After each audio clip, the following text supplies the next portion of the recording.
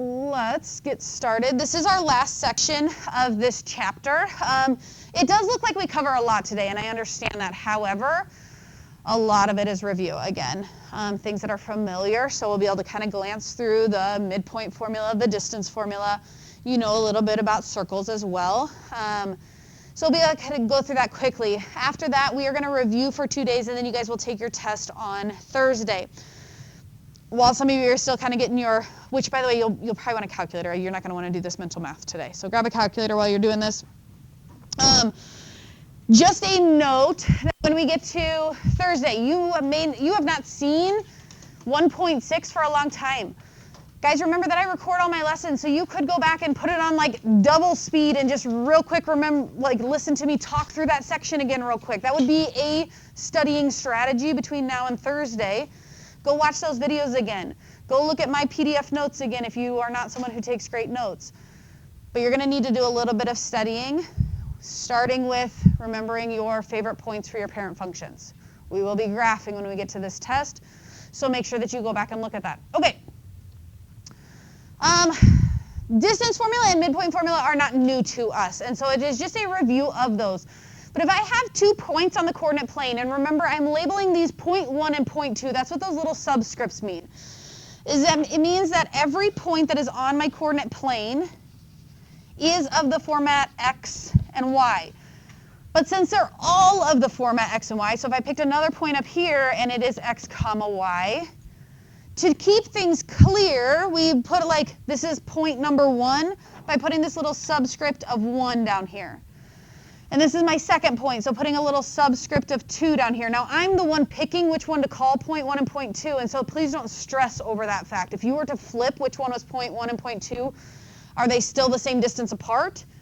Absolutely. So, if you are interested in it, your book does talk through the geometric basis behind finding the distance formula created by the right triangle that would be formed here if I were to draw on the right triangle, and using your Pythagorean theorem, leg squared plus leg squared equals your hypotenuse squared. We're really finding the hypotenuse. We really want to know the distance between those 2 points. And that is where that formula comes from. Okay?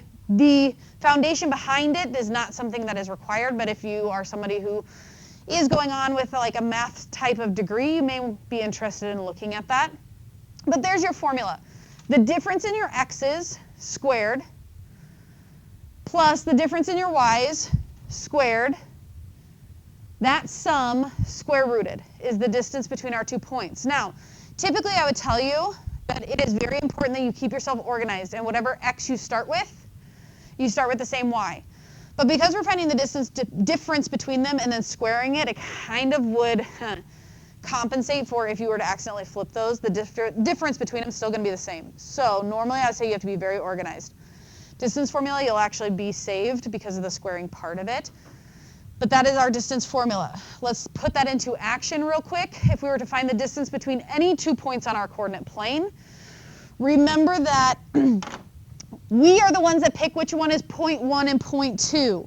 But every point is of the format x comma y. X comma y. Pick one of them to be your first point and one of them to be your second point, and all that does is just help us know where that goes in our formula. And all our formula is the difference between our x's. So if I follow my formula, it would be x2 minus x1, so 3 minus negative 1 squared, plus the difference in my y's, negative 2 minus 4 squared. Although I did write it as minus negative 1, we know that a minus negative becomes plus, hopefully.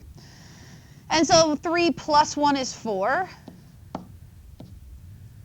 Negative 2 minus 4 is negative 6. And this is where you have to be cautious on your calculators and your calculator using your calculator to help you with this, which I absolutely think you should. But anytime you square something, if you just type in negative 6 squared in your calculator, it's going to tell you this is negative 36. And anytime I square something, it is a positive number. So know your calculator. Either don't ever type in the negative part of it, which I would advocate for, or make sure that you put parentheses in there, okay? Because negative 6 squared, negative 6 times negative 6 is a positive 36. Those all should turn out to be positive numbers. So we get, and I don't have a calculator, so I'm kind of doing this the long route here.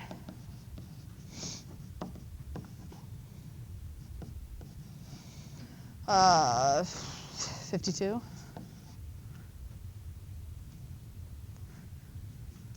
Okay. And then whatever that is, and at this point everyone's like, well, how do I leave my answer? Guys, that's kind of up to the directions if you're taking a test, or you if you're not taking a test. Square root of 52. Let's see, 52 actually does break down. If you remember how to break down your radicals, it's divisible by a perfect square of 4. 4 times, let's see, 10, 12. Oh, it's divisible by 16, is it 16? No, 4. 4 and 13, is that what you said? Okay, so it'd be either 2 square root of 13, or approximately, I don't know, 7 point something. Round to whatever decimal it tells you. At that point, I don't really care how you leave your answer. Questions for me? Okay, that's your distance formula. Midpoint formula. This one, again, we've got these 2 points in our coordinate plane. Again, we label them as point 1 and point 2. The segment of the midpoint, the midpoint of the segment, so we're saying we've got some point over here at some x comma y, some point over here at some x comma y, and again, to keep them organized, I just call one of these point 1 and one of these point 2. The midpoint formula says, if I connect those two to create a segment, I can find exactly halfway between those two using this formula.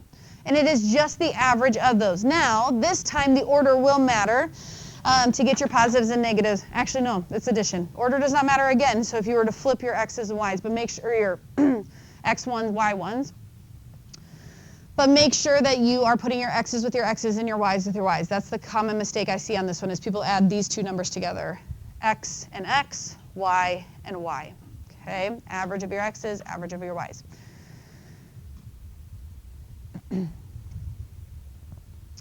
Questions on this page? Okay, let's put this into action. Find the midpoint of the line segment with endpoints of 1, 2 and 7, negative 3. So our midpoint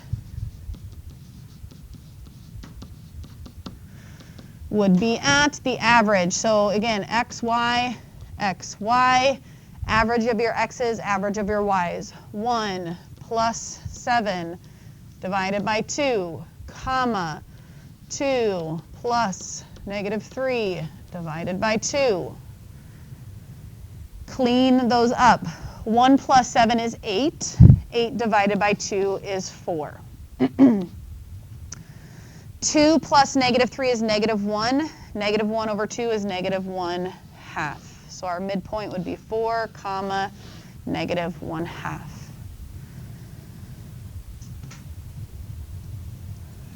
Questions on that?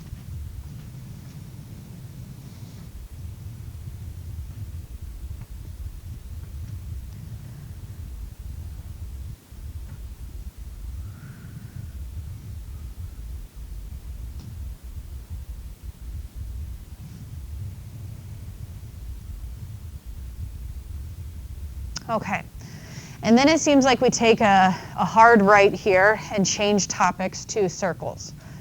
It's not. It is because of the definition of a circle. What the definition of a circle says is, if I were to take this point right here on my coordinate plane and I were to identify every single point that was a set distance away from it, maybe 5. Okay, well, if I have this distance of 5 away, this would be a point that's 5 away, but all of the points on a circle would be that exact same distance away. That distance has a name in a circle. It's called a radius, okay?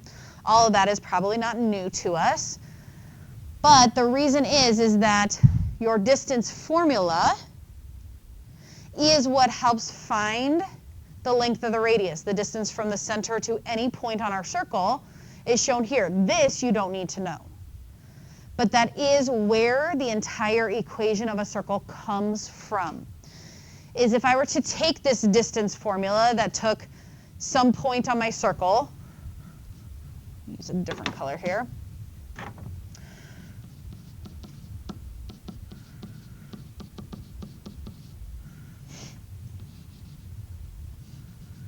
X and Y, and the center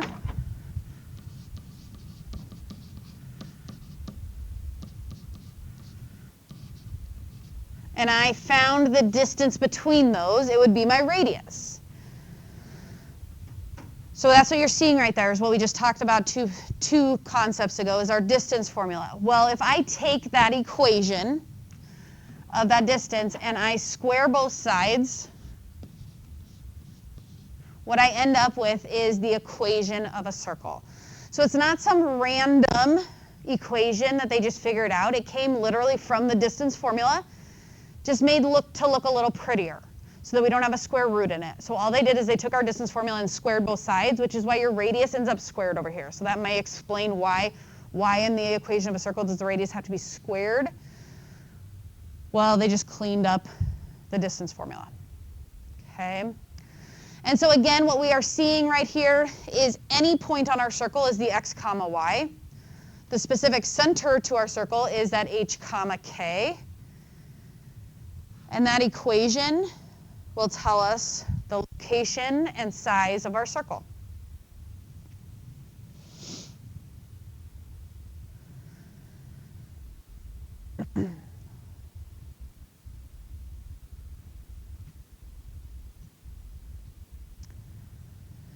Also might help to explain why there's subtraction, because in the distance formula, remember, is the difference between our x's, the difference between our y's when we were squaring those, and that's why it says minus h and minus k when we subtract the center of our circle. Does anyone still need this page? Okay. So again, that's called our standard form of the equation of a circle. And so if they give us some information here, write the standard form of the equation of the circle. Anytime they tell us the center, remember that is your h comma k. Why they use the letters h and k, I'm not really sure. But that's the spot that they go in our equation of a circle.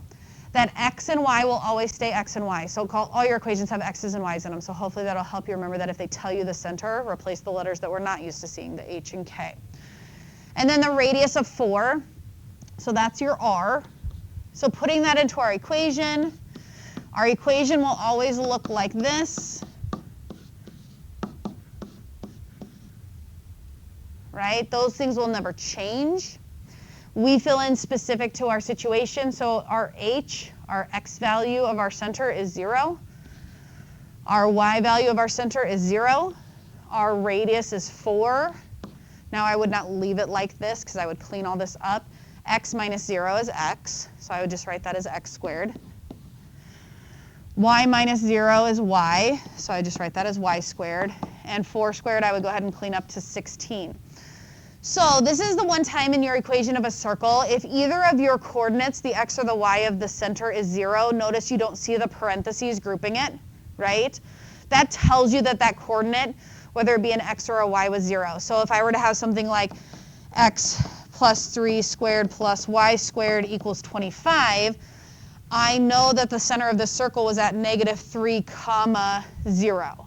You guys see that? Okay. Opposite signs because it's a subtraction in the equation. So negative 3 comma 0 would be my center with a radius of 5. See how to read our equation of our circle here. Questions on that?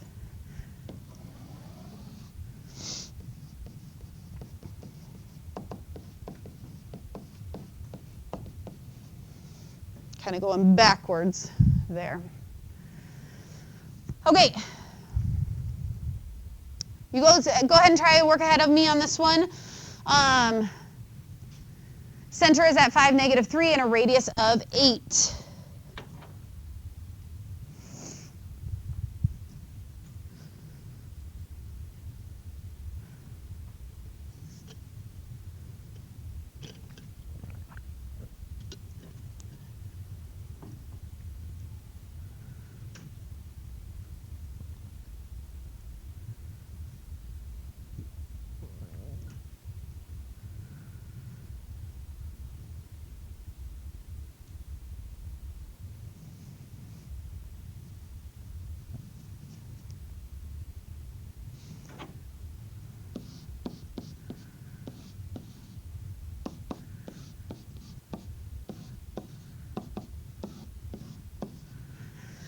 So again, I can just start it this way every single time. That those things are never going to change. Put in my numbers and then clean it up if cleaning up is needed.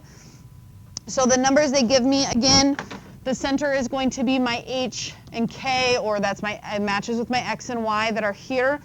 And you don't necessarily have to remember the letters H and K. You can remember X and Y. Go with the X and Y in this equation. So 5 would go here, -3 would go here. And then our radius of 8 would go here. Cleaning that up, there's two things I would clean up. First of all, the double negative and your radius squared are the two things that I would clean up when writing my actual equation here. I would have x minus 5 quantity squared plus y plus 3 quantity squared equals 64.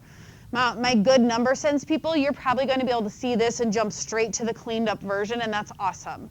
But if you need to take a second and write this out every time just to help avoid mistakes, do that, okay?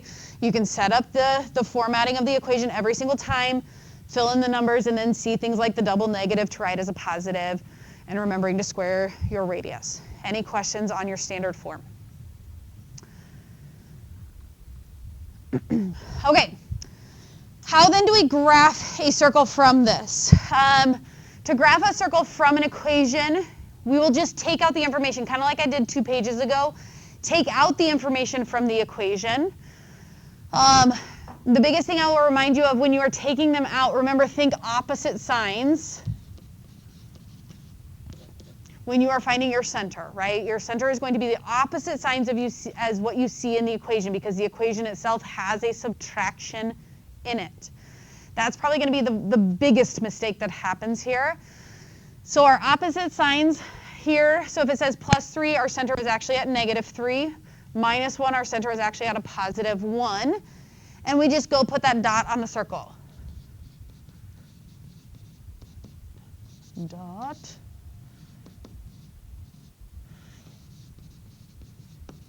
Okay. So -3, 1. There's my center. The radius, don't forget to square root what you see in the equation. I have a 4 there. The square root of 4 is 2. And I'm actually going to put this on my graph. This is just a practical advice type of thing, but I'm going to put it 4 different times. I'm going to count 2, a distance of 2, right, left, up, and down from the center. Okay?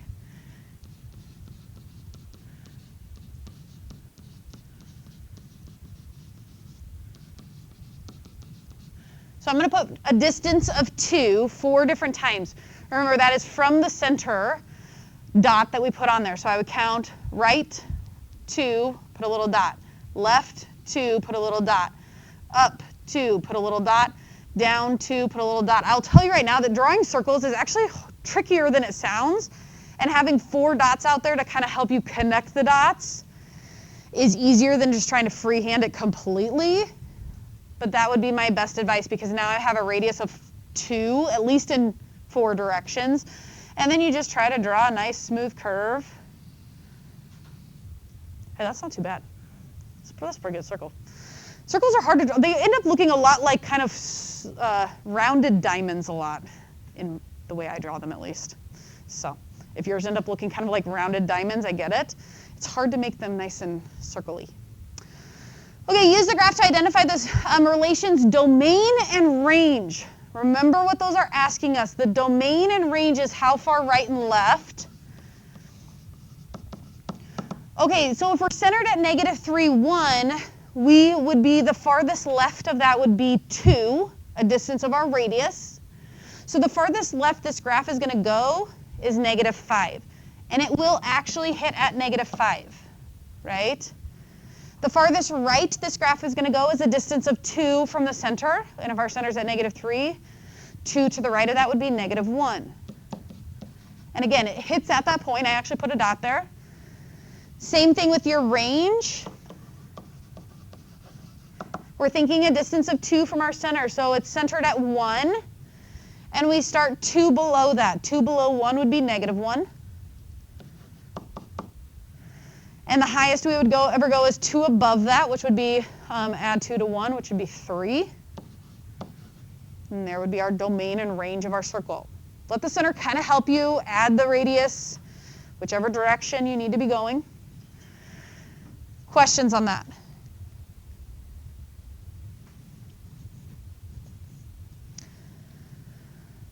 Okay, our last topic is this, general form. The general form of the equation of a circle is the format that you see up there. X squared plus y squared plus dx plus ey plus f equals 0. That is what is referred to as the general form.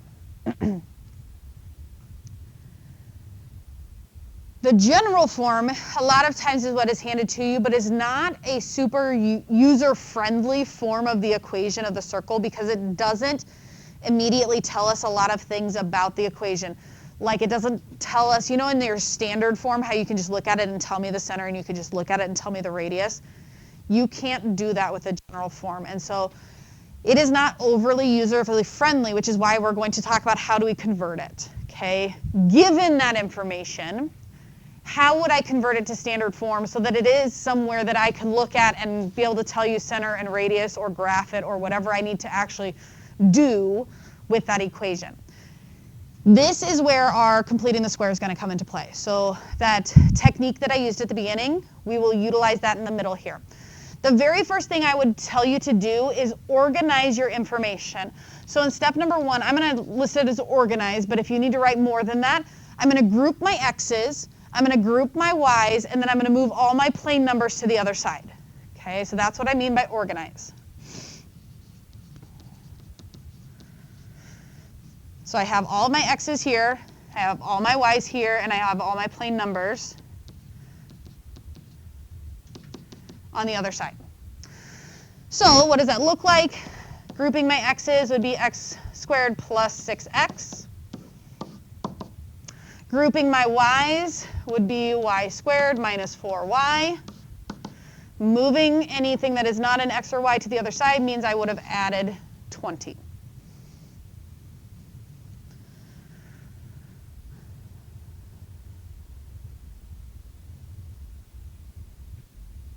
Okay, so step 1, organize. Step 2, complete the square.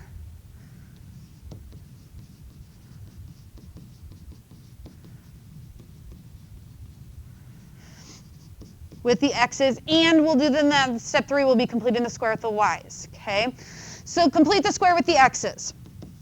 So ignore this right now. I'm looking at x squared plus 6x. If I want to complete the square, remember how we do that. You take the middle number, divide it in 2. So 6 divided by 2 is 3. We square that, 9, and add to both sides. Add 9 here, add 9 to the other side of the equation. Complete the square with the y's would be step 3.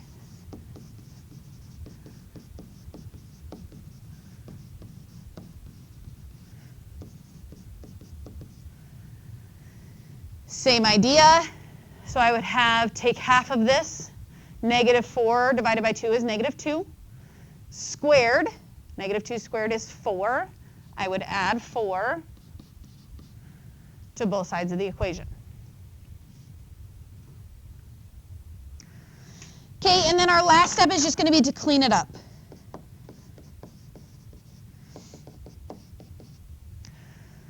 Remember what cleaning it up means? Cleaning it up means that I should have 1 parentheses squared for my x's, 1 parentheses squared for my y's, and then some number on the other side of the equation. So cleaning it up, I should get to this, right? And how do I jump from here to here? Again, was our discussion at the beginning. This would factor the same way every time. If you want to show that factoring step, go ahead. But it's always going to be this letter, this sign, half that number, every time, because of how we created this quadratic, by adding strategically this number. So let's follow that pattern again. Over here, it will always be whatever letter we're working with. So in this one is y.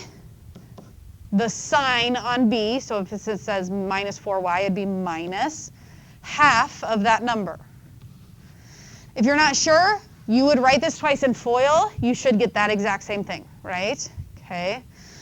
And then over here, what is that, 33? So an ugly length of a radius, but now this is something I can use. I see that I have a center at -3, 2 with a radius of 5 point something, which is not pretty, but square root of 33 would be our radius. Questions? So not so useful, but we can get to something that is by just using these steps right here. Any questions for me?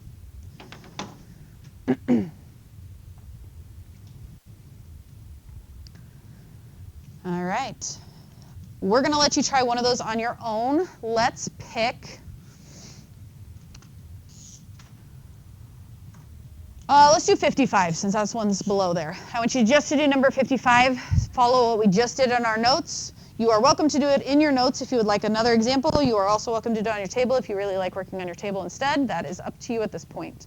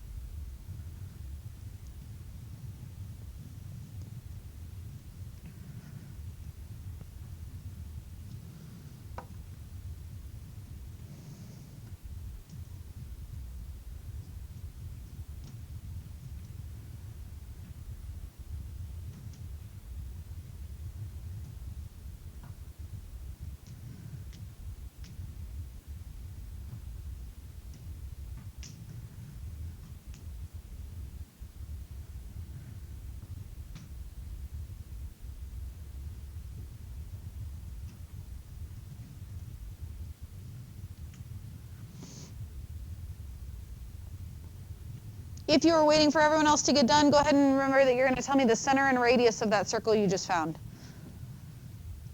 If you've got questions, this would be a good time to ask.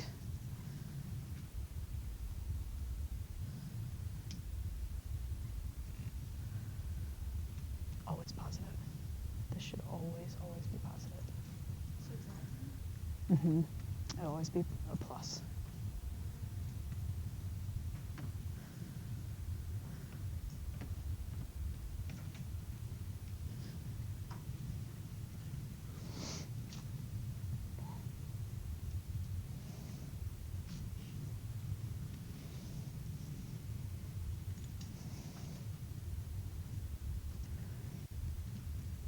All right, so start with your organization process. Group your X's,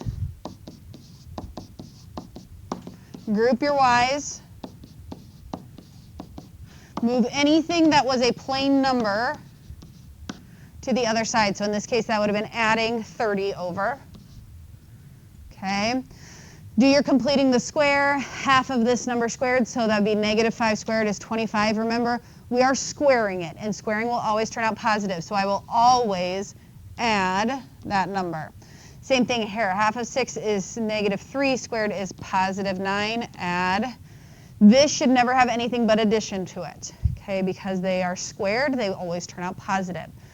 Cleaning it up, I should end up with something squared plus something squared equals my radius, whatever that comes out to be. That this comes from whatever letter we're working with, the sign that is on the plane x, so minus and half of that number. Should have been x minus 5 squared. Same thing over here, y, same sign, so minus half of that number, 3. And then over here, what is that? 55, 64. Answering the question then, give the center and radius of the circle. So my center, remember you're going to be talking opposite signs. +5, +3. Our radius is the square root of that number, so a radius of length 8. So as I'm graphing this, I would go put that dot out at 5, 3.